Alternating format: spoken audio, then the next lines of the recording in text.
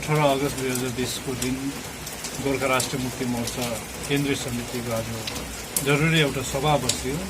सभाको एजेन्डा यस प्रकार थियो कि गत केही दिन अगाडि अध्यक्ष मन घिसिङज्यू र केन्द्रीय प्रवक्ता श्री महेन्द्र छेत्रीज्यू बीजेपीको बोलावामा दिल्ली जानुभएको थियो। त्यो विषय लिएर आज केन्द्रीय समितिमा पनि चर्चा भयो दिल्लीमा के हुने के बातचित भयो भन्ने। र दिल्लीमा विशेष गरेर अध्यक्ष मन घिसिङ अथवा जेनेलिफलाई बोलाउनुको उद्देश्य चाहिँ बंगालको जुन चाहिँ प्रभारी हुनुहुन्छ कैलाश विजयवर्गीय केन्द्रीय प्रभारी उहाँ हुनुहुन्छ अनि भारतीय जनता पार्टीको महासचिव पनि हुनुहुन्छ। उहाँ अनि बंगालको जति पनि बीजेपी छ र यस विषयलाई लिएर आगामी हुनु त यो आगामी विधानसभा चुनावहरूलाई नै लिएर बातचितको हो। तर मेन इस्यु के थियो भनेदेखि हाम्रो अध्यक्षले जब कैलाश विजयवर्गीय अनि बीजेपीका केन्द्रीय नेतृत्व साथै बंगाल बीजेपीका अध्यक्ष अनि बंगाल बीजेपीका नेतृत्वहरूसँग बातचित गर्दाखेरि उहाँले जुन चाहिँ भारतीय जनता पार्टीले जुन संकल्प पत्रमा पर्मानेन्ट पोलिटिकल सल्युसनको जुन प्रमिस गर्नुभएको छ अनि साथै जुन 11 जात गोष्ठी अनि अन्य मुद्दाहरूलाई समेट्नु भएको छ यस विषयमा नै कैलाश विजयवर्गीयजीसँग बातचित भएको अध्यक्ष मन घिसिङले आज केन्द्रीय समितिको मिटिङमा उहाँले खुलासा राख्नुभएको छ र पर्मानेन्ट पोलिटिकल सल्युसनलाई नै उहाँले अगाडि जोड दिनुभएको छ। 21 भन्दा अगाडि पर्मानेन्ट पोलिटिकल सल्युसनको लागि ठोस कदम उठाएको हुनुपर्छ भनेर उहाँले जोड-तोडले केन्द्रीय बीजेपी नेतृत्ववर्ग र पश्चिम बंगाल बीजेपी नेतृत्वलाई यो जानकारी दिएको र यो जुन मिटिङ थियो यो बीजेपीद्वारा नै बोलाएको मिटिङ थियो र त्यस फोरममा अध्यक्ष मन घिसिङज्यूले स्पष्ट कुरा राख्नुभएको छ। अनि दोस्रो चाहिँ आज सर्वसम्मतिसँग आज हामीले एउटा के गर्यौं भनेदेखि दार्जिलिङ ब्रान्चका प्रेसिडेन्ट श्री अजय एडवर्डज्यू र एडवर्ड फाउन्डेसनले जुन हिसाबले कोभिडको महामारीमा जुन प्रकारको एउटा सेवाको ठूलो एउटा भावना देखाएर सेवा पुर्याउनु भएकोमा केन्द्रीय समितिले एउटा प्रस्ताव पारित गरेर उहाँलाई सम्मान अनि साथै बधाई पात्र चढाउनु भएको छ। यस प्रकारले दुई प्रकारको आज हाम्रो एउटा रेजोल्युसन एउटा भएको छ। हामीले यो त बारम्बार भनिरहेको छ हैन, मान्छेहरू यसमा कन्फ्युज छ भनेर यो पर्मानेन्ट पोलिटिकल सल्युसन के हो भनेर यसमा धेरै चर्चा भयो। अनि हाम्रो चर्चामा चाहिँ हामीले के भन्यो भन्दाखेरि हामीले जिएनएलएफ पार्टीले जनताको माग चाहिँ हामीले सिर उपर राख्छ अनि आजको दिनमा यो सार्वजनिक छ, खुलासा छ, हाम्रो माग गोर्खाल्यान्ड हो भनेर हैन। अनि अब माग्ने त हामी हो नि त, अन्य पार्टी विमल दाजुको पार्टी हामी अबैगोले सीपीआरएम, हाम्रो माग चाहिँ गोर्खाल्यान्ड हुन्छ तर दिने मान्छे चाहिँ सेन्ट्रल गभर्मेन्ट हो। उहाँहरूको सोच विचार पक्का नै हैन गोर्खाको सपना मेरो सपना हो भन्ने प्रधानमन्त्रीले उहाँको पार्टीले गोर्खा जातिको निम्ति माया चाहिँ के प्रकारले गरेको छ भन्ने चाहिँ यो चाहिँ कहिले खुलासा हुन्छ भनेर अब आज मैले भनेर हुँदैन नि त, हामी त माग्ने हो नि त, हामी माग्दैछौँ, हामी डिमान्ड गर्दैछौँ, त्यसरी नै हामीले जितायो। अनि हाम्रो पर्मानेन्ट पोलिटिकल सल्युसनको माग चाहिँ गोर्खाल्यान्ड हो तर उहाँले के सोचेको छ त्यो खुलासा चाहिँ यो 21 अगाडि यसको ढाँचा, यसको रणनीति, यसको उते चाहिँ 21 अगाडि चाहिँ खुलासा हुनुपर्छ भनेर चाहिँ अध्यक्षले वरिष्ठ नेताहरू दिल्लीमा उहाँहरूले हाम्रो जिएनएलएफको टेक चाहिँ स्पष्ट बनाएको छ। तर जनतालाई म के भन्छु भन्दाखेरि अहिले जनता अन्यलमा हुनु हुँदैन। जिएनएलएफ पार्टीले अहिलेदेखि होइन यो चुनावदेखि भनेको हो कि पर्मानेन्ट पोलिटिकल सल्युसन हाम्रो लागि छ, हामी सबैजनाको लागि हैन, गोर्खाल्यान्ड हो पर्मानेन्ट पोलिटिकल सल्युसन हैन। हाम्रो के मात्रै थियो त्यसमा एडिसन चाहिँ 6 शेड्युलदेखि तल्लो स्तरको व्यवस्था चाहिँ हुनु हुँदैन, जसमा कि हाम्रो आजको दिन हेर्नुहोस् न हाम्रो बिचारा जिटिएको त्यहाँ धर्ना भइरहेछ उनीहरूलाई पर्मानेन्सी दिनु सकेको छैन। सुभाष घिसिङज्यूले पनि यही सोचेर नै 6 शेड्युलमा चाहिँ लेजिस्लेटिभ पावर्स थियो होइन। यो सबै पावर्सले चाहिँ हामीले पर्मानेन्सी हाम्रो इम्प्लोइजहरूलाई आजको दिनमा जिटिएले के गर्नु सकेको छैन। सो हामीलाई चाहिँ 6 शेड्युल भनेर होचो व्यवस्था चाहिँ दार्जिलिङ पहाडमा फेरि भित्राउनु हुँदैन भनेको हाम्रो पार्टीको क्लियर छ। अनि आज 21 को कुरा पनि भयो, किनभने हामी धेरै दिन बाद हाम्रो सेन्ट्रल कमिटी आज भेट भयो। यो महामारीको टाइममा हामीले वीरबार एउटा सोसल डिस्टेन्स गरेर आज हामी भेट भयो होइन। अनि यसमा 21 को चुनावको कुरा पनि भयो, किनभने हामी एउटा पोलिटिकल पार्टी हो होइन। पोलिटिकल पार्टीलाई चुनाव जुनै चुनाव होस्, सानो ठुलो चुनाव, यसमा हामीले चर्चा गर्छ। अनि अध्यक्षले स्पष्ट राख्यो, हाम्रो सेन्ट्रल कमिटीको वरिष्ठ नेताहरू झन्डै 38 जना आयो, आज 36 जना होइन। हाम्रो सेन्ट्रल कमिटीको सबैजना, एब्सेन्टको पनि थिएन आजको दिनमा, सबैजना आएर अध्यक्षले 21 को एउटा सबैजनाको सुझाव माग्यो। अनि यसकारण धेरै टाइम अहिले पनि अझै 2 घण्टासम्म लाग्छ होला कि 21 को रणनीति, चुनावको रणनीति, 21 को के हाम्रो पार्टीको टेक हुन्छ, सबै हाम्रो सेन्ट्रल कमिटीकोबाट सुझाव माग्यो। सबैजनाले सुझाव दियो पनि, अहिलेसम्म पनि दिँदैछ। अनि यो सुझावहरू हामीले सबैले नोट गरेर चाहिँ यसमा फेरि बिचमा फेरि एउटा सेन्ट्रल कमिटी मिटिङ बस्छ। तर यो भन्दै सेन्ट्रल कमिटीको सबैजना एउटा सहमतिमा के भन्नुभयो भन्दाखेरि यसको डिसिसन चाहिँ सोल्ली हाम्रो अध्यक्ष मोहन घिसिङलाई कुन चाहिँ रणनीति, कुन चाहिँ बाटो पक्रिन्छ उहाँलाई हामीले सर्व समितिले उहाँलाई यसको पावर दिएको छ। सो मेरो सुझाव एकदमै क्लियर छ होइन। म मेरो सुझाव जे मैले भने म त्यसलाई सार्वजनिक बनाउनु मलाई के त्यसमा हिचकिचाउनु छैन, किनभने हामीले जे कुरा गर्छ हामी सत्य नै कुरा गर्छ। बाहिर हाम्रो दिल्लीमा जे कुरा हुन्छ जनताको अगाडि हामी राख्नै पर्छ। अनि मेरो कुरा चाहिँ त्यही हो। मेरो कुरा चाहिँ अध्यक्षले जे भनेको थियो 21 को अगाडि बिजेपीले होइन हाम्रो यो स्थायी राजनीतिक समाधानमा काम गर्यो भने होइन यो हाम्रो जुन चाहिँ गठबन्धन छ यो जारी रहन्छ होइन। यो जारी रहन्छ। ओ काम गराएले हाम्रो जातिको निम्ति, हाम्रो जनताको निम्ति काम गर्यो भने यो गठबन्धन अगाडि बढेर जान्छ।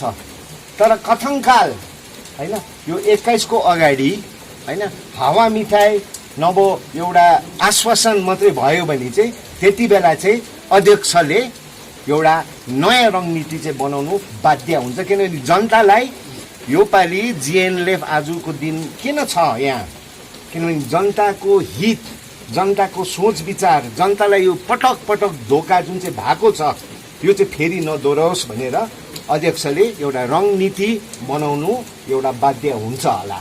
अच्छा भाइ, यो बिजेपी त्यो तपाईँले जे भन्नुभयो त्यो चाहिँ हामीलाई के भनेको छ भन्दाखेरि जब एउटा मिटिङ कल गर्छ त्यसमा हामीले भनेको छ सबै स्टेक होल्डर हुनुपर्छ होइन। अनि हामीले आज पनि प्रस्ताव राख्यो होइन। यो जुन चाहिँ हाम्रो जातिको माग छ, यो जुन चाहिँ जातिको माग छ एउटै पार्टीको माग होइन, यो जिएनएलएफ पार्टीको मात्रै माग होइन, सम्पूर्ण जनता सम्पूर्ण पार्टीको माग हो। यो जुन चाहिँ हाम्रो राष्ट्रिय चिनारी भन्छौँ, हामीले जुन चाहिँ हाम्रो लङ टर्म सल्युसन भन्छौँ, हामीले प्रस्ताव राख्यो यो जिएनएलएफ पार्टी एक्लैको मात्रै होइन, यसमा चाहिँ एउटा कलेक्टिभ छ हाम्रो अध्यक्षलाई। जब यो मिटिङ हुन्छ अल स्टेक होल्डरसँग बसेर त्यति बेला चाहिँ चर्चा हुन्छ।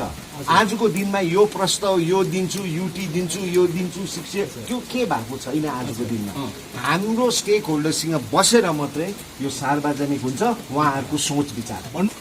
बिजेपीको संकल्प पत्र भनेको बिजेपीको हायर फोरममा चर्चा भएर नै पास भएको हुन्छ।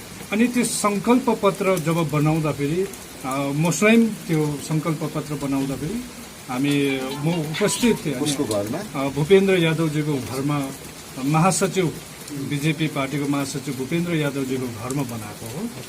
यसमा पर्मानेन्ट पोलिटिकल सल्युसन जब कुरा आयो, यो कुरा आउँदाखेरि जब यो कुरा चाहिँ हामीले राख्यौँ कि तपाईँलाई गोर्खाल्यान्ड भन्दा असुविधा हुन्छ भने, तर हाम्रो माग चाहिँ राजनीतिक समाधान हो र पर्मानेन्ट पोलिटिकल सल्युसन हुनुपर्छ। यो कुरो जब भूपेन्द्र यादवजीको घरमा बनिसकेपछि बिजेपीको पार्लियामेन्ट्री बोर्डमा यो चर्चा भएर त्यस पछाडि चाहिँ यो संकल्प पत्रमा आएको। त्यसले गर्दा हायर अथोरिटीमा यो चर्चा भइसकेको छ। अब कुरा यो उहाँले अजय सरले भन्नु खोजेको चाहिँ अब जुन चाहिँ यो के हुने हो अथवा के दिने हो भन्ने कुरो चाहिँ स्टेक होल्डरहरूसँग बसेर चर्चा हुन्छ। तर पर्मानेन्ट पोलिटिकल सल्युसन संकल्प पत्रमा आउनुको मेन उद्देश्य चाहिँ बिजेपीको माथिल्लो तहमा पास भएर नै संकल्प पत्रमा आएको। त्यही त यो स्टेक होल्डर्सहरूलाई लिएर चर्चामा क्लियर छैन तपाईँलाई यो किन चाहिँ गोर्खाल्यान्ड भन्ने किन यहाँ बेङ्गलमा जो चाहिँ बेङ्गलमा रुलिङको एउटा जुन चाहिँ आउँछु भनेर एउटा पार्टी सत्तामा आउँछु भनेर एउटा भिजन हुन्छ, उहाँले गोर्खाल्यान्ड ओपनली भन्यो भने सिलगढीदेखि त्यहाँ के हुन्छ यो त क्लियर छ नि त। हेर्नुहोस् यो यो यो लुकी छिपीको कुरा पनि होइन, तपाईँको महत्त्व छैन। होइन महत्त्व छैन भने किन यति साह्रो काम गरिरहेको छ होइन क्लियर। मैले हेर्नुहोस् आजको दिनमा टिएमसीले जति नै हामीलाई उयो गर्ने गोर्खाल्यान्ड भन्ने बित्तिकै उहाँलाई के हुन्छ प्रब्लम हुन्छ। सिपिएम पनि गोर्खाल्यान्ड युटीसम्म भन्नु सक्छ, सिपिएमले युटीसम्म भनेको पनि हो, कङ्ग्रेसले भनेको लास्ट इलेक्सनको अगाडि शङ्कर मलायकरले खुलास्ता भनेको युटी हामी रेडी छौँ, तर गोर्खाल्यान्ड सेपरेट स्टेट भन्ने बित्तिकै कङ्ग्रेसलाई पनि प्रब्लम हुन्छ, सँगसँगै सिपिएमलाई पनि हुन्छ, टिएमसीलाई पनि हुन्छ अनि बिजेपीलाई पनि हुन्छ। किनभने उहाँहरू त यहाँ त 3टा सिट हो, त्यहाँ जित्नु पनि झन्डै 300 छेउछेउको सिट हो होइन। सो त्यसको लागि होइन उहाँहरू एउटा डिप्लोमेसी त खेल्नुपर्छ अनि उहाँहरूको एउटा यो पोलिटिकल कम्पल्सन हामीले बुझ्नुपर्छ नि। तर जब हामी बसेर कि कुरा बुझ्नु भएन कि सेपरेट स्टेट कि स्टेट विदिन अ स्टेट, अब उहाँहरूको सोच विचार गएर पहिला चाहिँ हामीले स्पष्ट सुनौँ न होइन, जनतालाई पनि धर्जे धरन होइन। यो पालि तर हेर्नुहोस् है कसले झुक्काउनु खोज्यो भने होइन जिएनएलएफ चाहिँ हामी चाहिँ जनताको निम्ति जुन चाहिँ जनता गरिबभन्दा गरिब पटक पटक होइन हिजो मात्रै एकजना सोममा खस्नुभयो जीवन बिताइसक्यो, तर यो पालि चाहिँ हाम्रो जाति चाहिँ झुकिनु हुँदैन भनेर हामी स्पष्ट तर धैर्य धारण, किनभने माग्नेले धेरै माग्दैछ, हामीले दिनेको चाहिँ सुनौँ न एकताल होइन। त्यो भनेको होइन, हेर्नुहोस् आजको दिन हेर्नुहोस् आजको दिन होइन कन्फ्युजन होइन जनता चाहिँ किन कन्फ्युजन हुँदैन भन्दाखेरि हेर्नुहोस् होइन सिम्पल म सिम्पल भन्छु ल तपाईँलाई, फेरि म एकताल बुझाउँछु। जतिजना बङ्गालमा सत्ताधारी हुनु इच्छा गर्दैछ, एउटा भिजन राखेको छ, कङ्ग्रेस सिपिएम होइन बिजेपी टिएमसी, यो जतिजना दल उहाँले ओपनली गोर्खाल्यान्ड भन्यो भने के हुन्छ हामीलाई थाहा छ। किनभने गोर्खाल्यान्डको पक्षमा हामी माइनोरिटी छौँ, 3टा 4टा 5 डुवर्सतिर गएर 7 8 9 10 म्याक्सिमम जहाँ चाहिँ हाम्रो यो सेन्टिमेन्ट छ। तर यो पार्टीहरूको होइन म्याक्सिमम सिट त सिलगढीदेखि उता उता हो नि त। सो हाम्रो पक्षमा कुनै यो यस्तो पार्टीहरूले गोर्खाल्यान्डको कुरा ओपनली गर्नु उहाँहरूले बेङ्गोली सेन्टिमेन्ट उहाँहरूले गुमाउँछ। सो एउटा हामीले कसरी चाहिँ यसलाई कसरी चाहिँ हामीले अगाडि बढाउन सक्छौँ भन्दाखेरि एउटा डिप्लोमेसी होइन, उहाँहरूको के सोचाइ छ, उहाँहरूको कसरी उहाँले पनि त सोचिरहेको छ होला पर्मानेन्ट पोलिटिकल सल्युसन गोर्खाहरूले माग्दैछ, एट द सेम टाइम हामीले गोर्खाल्यान्ड ओपनली भन्दाखेरि के प्रब्लम हुन्छ। सो उहाँहरूको हाम्रो प्रति गोर्खा जातिको प्रति जुन चाहिँ उहाँहरूले स्पष्ट भन्नुभएको छ बारम्बार पटक पटक गोर्खाको सपना हाम्रो सपना, यो के उहाँहरूको ढाँचा हाम्रो स्टेक होल्डर सबैजना सानोदेखि लिएर ठुलो पार्टीदेखि लिएर अन्य व्यक्तिहरू जो चाहिँ हाम्रो इन्टेलिजेन्सिया छ उहाँहरूसँग बसेर एकताल सुनौँ न। तर जिएनएलएफको टेक चाहिँ के छ भन्दाखेरि यो यस्तै थोत्रे व्यवस्था जिटिए जस्तै अलिकति यताउति गऱ्यो भने यसमा चाहिँ हामी पटक्कै मान्दैनौँ। अनि यो पनि भन्छौँ कि यो जुन चाहिँ हाम्रो जन आकाङ्क्षा छ होइन, यो गोर्खाल्यान्ड होस् 6 सेड्युल होस् पर्मानेन्ट पोलिटिकल जे छ, यो चाहिँ एउटा इलेक्टोरल 21 को चुनाव मध्यनजर राखेर यो हामीले यसलाई इस्यु बनाउँदैनौँ। किन भन्दा यो इस्यु सबैजनाको लागि हो, जाति सबैजना सबै पार्टीहरूको लागि हो। यो इस्यु हाम्रो आफ्नो अलग यो भिजन छ, तर यसलाई चाहिँ हामी जिएनएलएफ पार्टीले मुद्दा 21 को मुद्दा बनाएर चाहिँ अगाडि बस्दैनौँ। तर सँगसँगै हामी भनेको छ 21 को अगाडि चाहिँ पर्मनेन्ट पोलिटिकल सल्युसन चाहिँ हुनुपर्छ। अब दुर्भाग्य हाम्रो होम मिनिस्टर पनि कोभिड-19 भएर उहाँ जब यो सबै उहाँहरूले एउटा चिठी आयो, त्यहाँदेखि त्यो चिठीमा जिटिएको रिभ्यू भन्यो, त्यहाँदेखि पछाडि फेरि प्रेसर सबैतिरबाट आउँदा हाम्रोबाट गोजामुङ वान सबैबाट प्रेसर आउँदा यो फेरि स्थगित भयो, अहिले पोस्टपोन क्यान्सलै भयो होला होइन।